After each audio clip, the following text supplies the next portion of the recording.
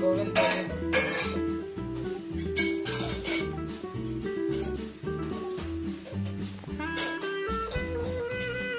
धनिया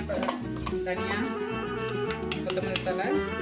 கொஞ்சமா வெங்காயம் அரைப்படாத புதினாவும் धनिया पीसले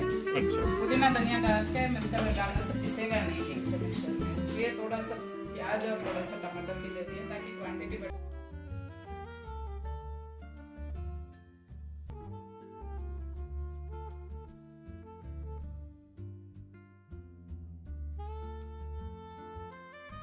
இன்னைக்கு நான் கொஞ்சமா